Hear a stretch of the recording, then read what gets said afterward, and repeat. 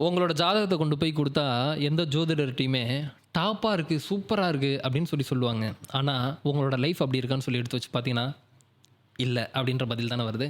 S.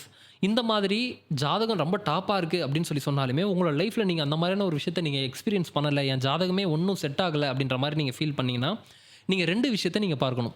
First விஷயம் என்ன அப்படின்னா, வக்ர கிரகங்கள நம்ம கவனிக்கணும். இந்த வக்ர நிலையில இருக்கக்கூடிய கிரகங்கள் என்ன பண்ணும் அப்படின்னா, உங்களுக்கு என்ன மாரியான விஷயங்கள்லாம் உங்களுக்கு ஜாதகப்படி கிடைக்கணும்னு இருக்கோ, அது எல்லாத்தையுமே சரியான நேரத்தில கிடைக்க விடாம, உங்களோட லைஃப்ல அது கிடைக்கவே விடாம செய்யக்கூடிய கிரக நிலைகள் தான் இந்த வக்ரத்தில இருக்கக்கூடிய கிரக நிலை. 2வது விஷயம் என்ன அப்படின்னா, அஸ்தமனமான கிரகங்கள். இந்த அஸ்தமனமான கிரகங்கள் என்ன பண்ணும் அப்படின்னா, அந்த தன்மையவே இழந்துரும். இப்ப சுக்கிரன் போயி சூரியன் கிட்ட இருந்து அஸ்தமனம் ஆயிடுச்சு அப்படின்னா, சுக்கிரனால் ஏற்படக்கூடிய எந்த ஒரு விஷயமும் உங்களோட ஜாதகத்திற்கு கிடைக்காது.